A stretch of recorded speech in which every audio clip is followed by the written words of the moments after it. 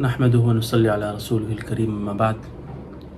میرے عزیز دوستوں، بزرگوں اور دینی بھائیوں، آج ہم آپ حضرات کے سامنے ایک بہت ہی اہم موضوع لے کر حاضر ہوئے ہیں۔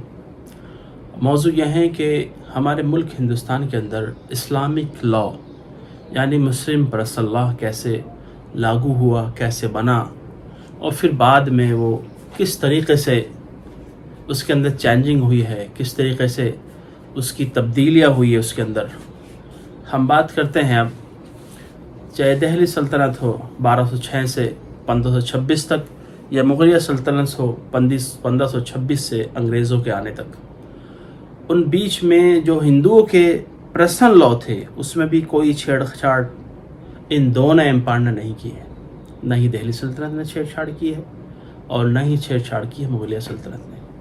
ان دونوں کو اپنے ذاتی مسائل میں، اپنے پرسنل میٹر میں پوری آزادی کا حق تھا۔ کمیونٹی کو پوری پاور تھی، وہ اپنے مذہب کے اکارڈنگ، اپنی پنچایت کے اکارڈنگ، اپنے لوگوں کے اکارڈنگ، اپنے مذہب کی کتابوں کے اکارڈنگ ڈیسیژن لے سکتے تھے، فیصلہ لے سکتے تھے، اور فیصلہ کیا بھی ہے۔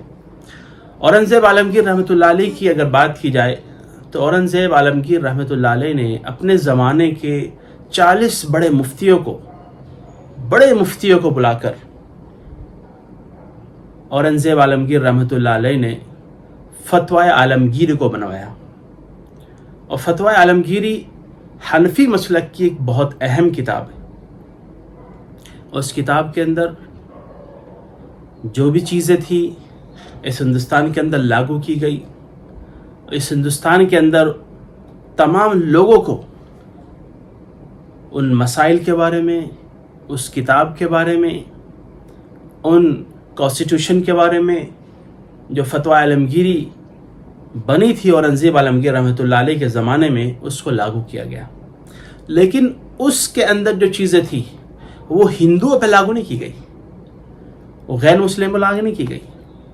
اب دیوان آف گجرات یعنی اسٹیٹ آف گجرات نے یہ ڈیمانڈ کی ہے کہ فتویٰ عالمگیری کے اندر جو کوشچن ہے، جو سزا ہے، کہ چور کی سزا یہ ہے کہ اس کا ہاتھ کاٹا جائے گا، کہ آپ اس کے خلاف فتویٰ دیں۔ ہم یہ چاہتے ہیں کہ چور کا ہاتھ نہ کاٹا جائے بلکہ اس کو جیل کے اندر رکھا جائے، اس کی یہ سزا دی جائے۔ دوسری مثال اورنگزیب عالمگیر رحمۃ اللہ علیہ کے زمانے میں خود ملتی ہے کہ اگر باپ مر جاتا ہے تو پوتے کو دادا کی میراث کے اندر حق دیا جائے گا۔ بہت ساری کنٹریز میں آج کی ڈیٹ میں ہم دیکھتے ہیں کہ دادا کی پراپرٹی کے اندر اگر باپ مر جاتا ہے تو پوتے کو حصہ دیا جاتا ہے۔ اگر ایک پوتا ہے تو ایک کو حصہ دیا جائے گا، 2 ہے تو 2 کو دیا جائے گا، اگر پوتے نہیں ہیں تو پھر پوتیوں کو حصہ دیا جائے گا۔ یہ بہت اہم مدعا ہے، اور آگے چل کر یہ مدعا بھی شاید بہت اہم ہو جائے۔ اور یہ ساری چیزیں نیشنل آرکائیو پرشین امپائر کے اندر موجود ہے۔ آپ ان چیزوں کو دیکھیں گے تو وہاں پہ یہ چیزیں آپ کو ظاہر ہوگی۔ اب اسلام کے اندر، اسلامی کانسٹیٹیوشن کے اندر 2 چیزیں ہیں کہ 2 مردوں کی گواہی قابل قبول ہوگی۔ لیکن گجرات کے ڈاکومنٹس میں اگر آپ دیکھیں گے، اورنگزیب عالمگیر رحمۃ اللہ علیہ کا دور ہے کہ 2 غیر مسلم مہیلاؤں کی، 2 غیر مسلم خواتین کی، 2 غیر مسلم لیڈیز کی گواہی مردوں کے مقابل مال کا فیصلہ دے دیا جاتا ہے۔ تو گویا کہ اس سے معلوم ہوتا ہے اورنگزیب عالمگیر رحمۃ اللہ نے کسی مذہب کے ساتھ زبردستی نہیں کی ہے، انہوں نے اپنی چیزیں زبردستی لاگو نہیں کی ہے، انہیں وہاں کے لوگوں کو سنا ہے، انہوں نے مذاہب کی چھیڑ چھاڑ نہیں کی ہے۔ اب انگریز آ چکے ملک کے اندر، انگریزوں نے دیکھا کہ یہاں کے حالات ایسے ہیں، یہاں کا ماحول ایسا ہے، لوگوں کو بلایا گیا، لوگوں کو بٹھایا گیا، تو مسلم کے میں علماء کو، ہندوؤں میں پنڈتوں کو بٹھایا گیا کہ بھائی بتائیے فیصلہ کیسے کیا جائے۔ دونوں کا ڈسکشن یہ نکلا کہ اس کا نتیجہ 0 نکلا، دونوں میں سوال جواب چلتے رہے۔ انگریزوں کا ان کو ہٹاؤ، اب جو ہندوستان کے اندر کانسٹیٹیوشن بنائے گا وہ ہم بنائیں گے، جو قانون بنائے گا وہ ہم بنائیں گے۔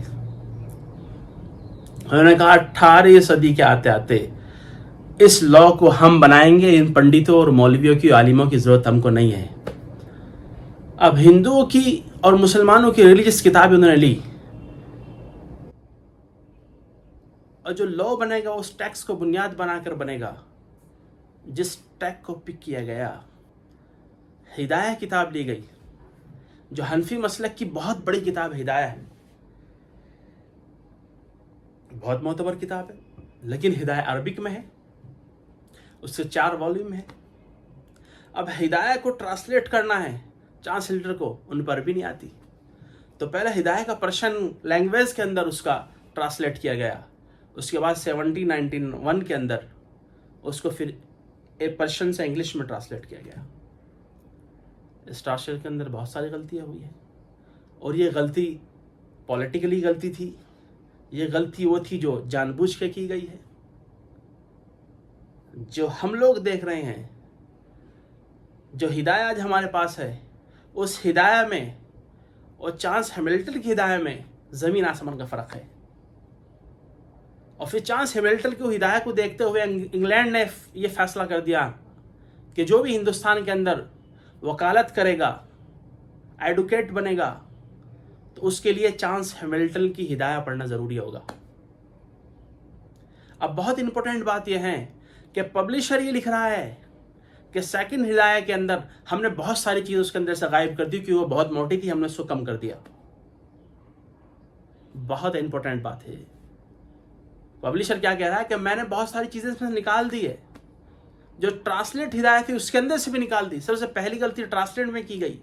دوسری غلطی یہ کہ ٹرانسلیٹ کے بعد بھی پبلشر یہ کہہ رہا ہے میں نے اس کے اندر سے بہت ساری چیزیں ختم کر دی کیونکہ کافی موٹی تھی, میں نے اس کو شارٹ کر دیا, کلوز کر دیا. مسلمان کے اندر بہت ساری کمیونٹیز تھی جو آج بھی اور کچھ وقت پہلے سے بھی ہندو لا سے گوان ہوتی تھی, ان سے چلتی تھی.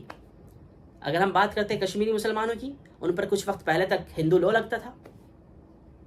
اور انگریزوں نے کہا کسٹم دوسری بات کہتی ہو, ہدایت دوسری بات کہتی ہو, تو پھر کسٹم کی بات مانی جائے گی, اس ٹرانسلیٹ ہدایت کی بات ہدایت کی بات نہیں مانی جائے گی. جو اسلامی کانسٹیٹیوشن ہے جو بدلا گیا ہے, ترجمہ بھی جس کا غلط کیا گیا ہے, اور جس کو پھر پبلشر نے بھی جس کو ساری چیزیں اس کے اندر سے نکال دی, اس کو ختم کرتے ہوئے کسٹم کی بات مانی جائے گی. اب یہ جو لا بننا ہے, اس لا کو کہیں گے اینگلو مومڈل لا, کیونکہ اس کو بنایا کس نے؟ کہ انگریز نے. اس کو بنانے والا انگریز ہے. موبلاز پہ ہندو لا لگا, کھوجاز پہ ہندو لا لگا, کچی میمن پہ ہندو لا لگا. ہم نے بھی بتایا کہ کشمیری مسلمانوں پہ ہندو لا لگا ہے, اور اس کی بہت ساری مثالیں ہم آپ کو دے سکتے ہیں.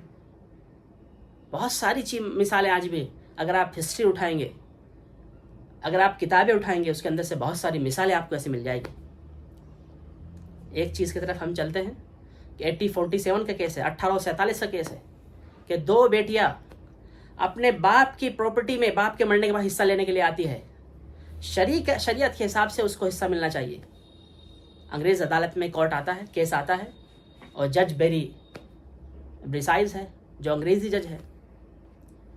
اب وٹنس یہ کہہ رہا ہے کہ ہم تو قرآن کو مانتے نہیں, آدرش اشکار کرتے ہیں, ہم نے بہت کم لوگوں نے اس کو پڑھا بھی ہے, لیکن ہمارا فیصلہ اس کے اکارڈنگ, ہم کسٹم کے اکارڈنگ چلتے ہیں, ہندو لا کے اکارڈنگ چلتے ہیں. وہ یہ کہہ رہا ہے کہ اگر باپ نے بیٹا چھوڑا ہے تو پراپرٹی ملے گی پوری, 2 بیٹے ہیں تو ان میں ڈیوائڈ ہو جائے گی.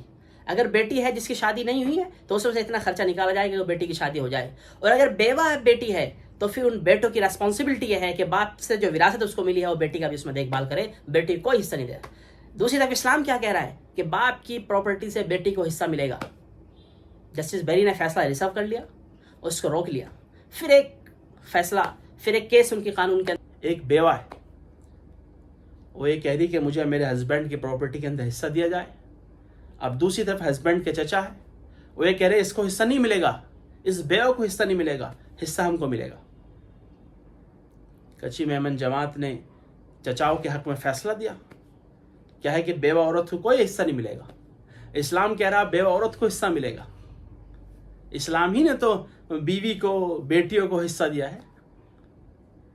اب دونوں فیصلوں کو جب ریزرو کر لیا گیا, پھر انگریز عدالت نے فیصلہ سنایا ہے نہ ان دونوں بیٹیوں کو حصہ ملے گا نہ اس بیوی کو حصہ ملے گا.